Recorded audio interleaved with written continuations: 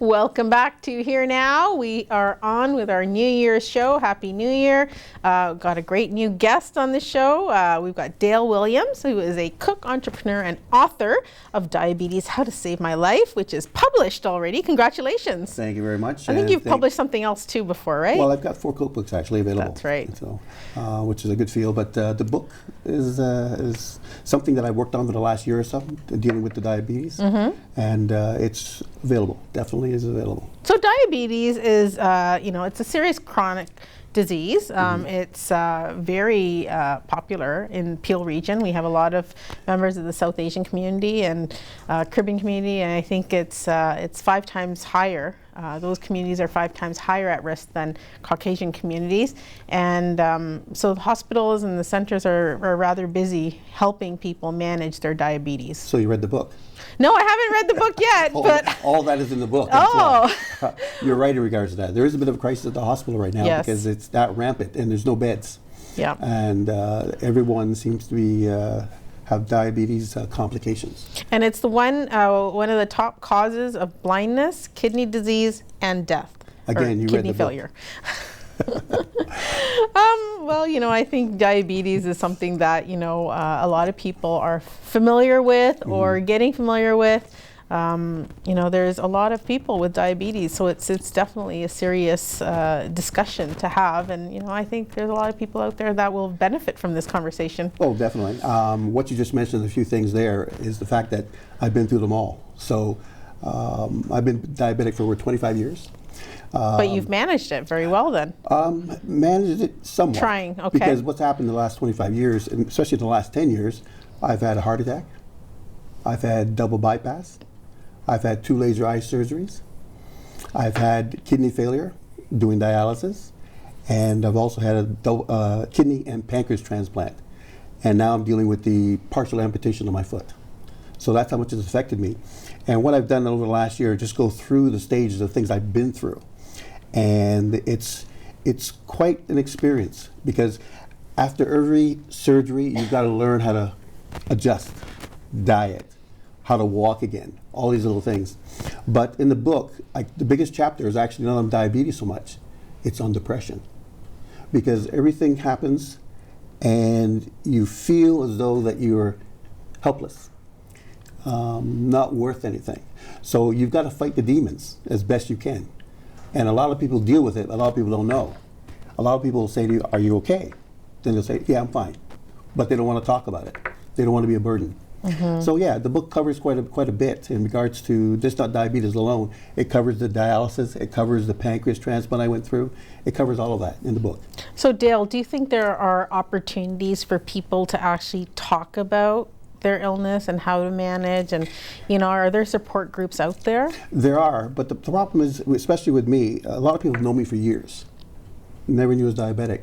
I was kind of, I guess, embarrassed to say that I have it because everyone looked at me as a strong person, but to have this, I felt kind of weak in the sense of I don't want people feeling sorry for me. So it took a lot of prodding from people to talk about the book, what I've been through. So it's in the book, I encourage people to find somebody. It doesn't matter who it is, whether it be your church, mentor, or somebody to talk about the things you're going through. Because you have to do that. You got to talk to somebody. Otherwise, you just fall into that state of depression. And a lot of times, people don't know you're in a state of depression. So that's what I recommend to people all the time. So when it comes to healthy eating, how have you adjusted your own lifestyle, and what is it that you recommend? Well, that's the funny thing. Being diabetic at one time, because I'm not diabetic anymore since the pancreas transplant. So my eating habits are basically the same as from anybody else. Okay. So being diabetic now is a little different. You got to manage your food because you also got to manage your insulin intake. So first thing in the morning you get up, you've got to check your insulin to see where the level's at. So your main ideal maximum or minimum level is about 7. If it's more than that, you've got to take insulin to bring it down. But from the food point of view, you've always got to eat perhaps like a wheat or something like that to fill you up, and that should fuel you for the day. So eating healthy and exercising. So it's a matter of fruits and vegetables. Those are your largest portions. The protein, the meats and all that are your smallest portions when you're diabetic. But when you are in dialysis, it's switched around because the biggest portion you have to have is the protein. Because the protein, I was required to eat 12 ounces a day. Because what happens when you get on a dialysis machine, it takes all the protein out. So you've got to compensate for that. And then you also got to balance your diabetes at the same time. So it's kind of a juggling act half the time. Depends on what level or stage you're at in regards to the diabetes. Yeah. Are there a lot of people that have the kidney dialysis? Yes, actually, there's no room in the hospital right now. So the Brampton Civic Hospital has actually put in night shifts where they can do people overnight now. Oh, wow. That's how rampant it is. So it's not even a daytime thing, it's now around the clock. Around the clock. 24/7, the machines are going. And you mentioned earlier, yes, it's very rampant in the South Asian and the Black community. A lot of that is because it's inherited.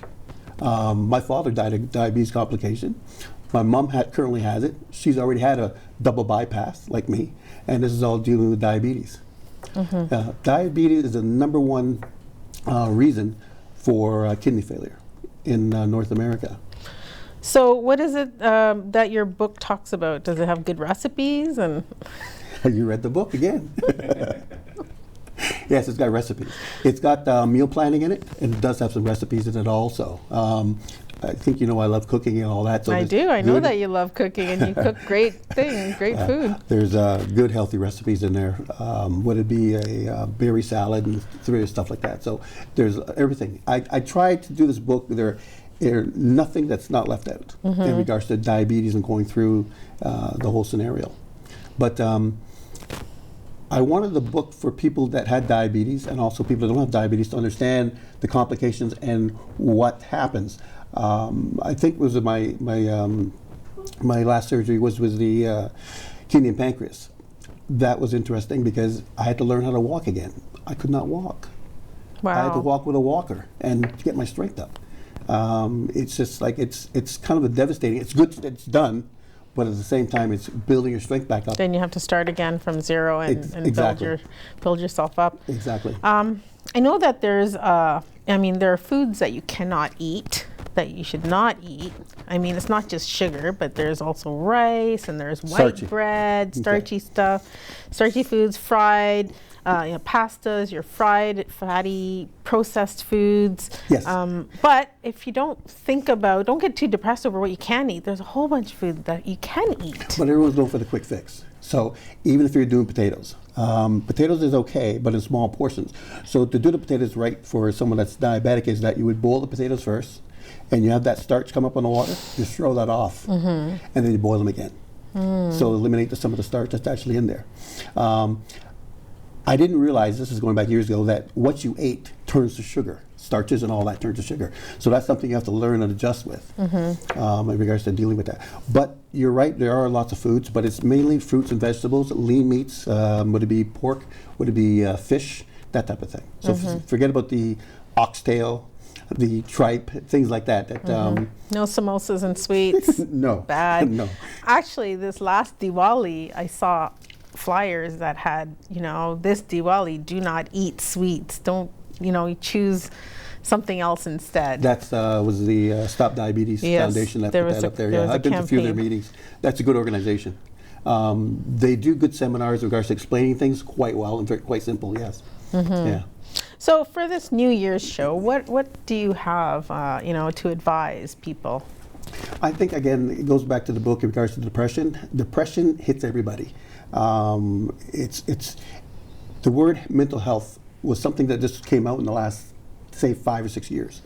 And everyone goes through that. Doesn't matter who it is. You break up with your girlfriend, have a fight with your wife, you're depressed, that's mental health issues. But depression is a whole different ballgame. I write about the fact that young people are depressed mentally. Older person usually cause depression because of their physical. Because they can't move, they can't do certain things and all that.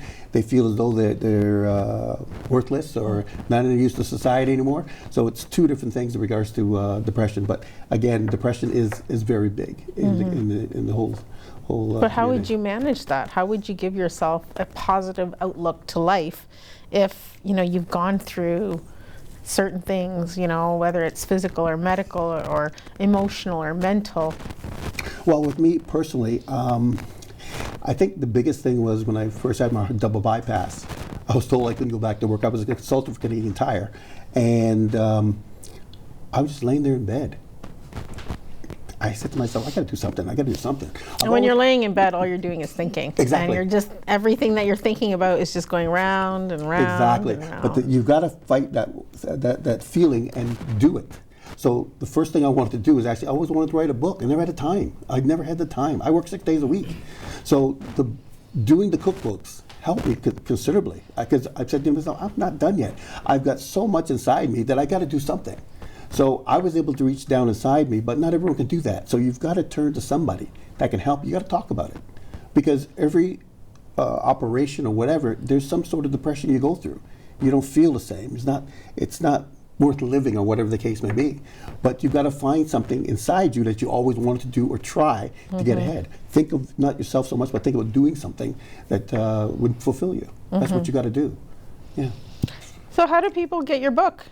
Oh, it's available at my website.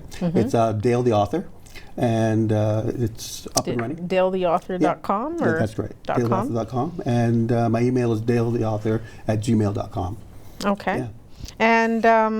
And so that's on the website, and you're on Facebook and Twitter as well? I'm on all you're those all things. the social media sites? Oh, definitely. So maybe in the last 10 seconds, final words. Final words? I want to thank you for having me on the show. It's my first interview since the book's been published. I hope to do a lot more.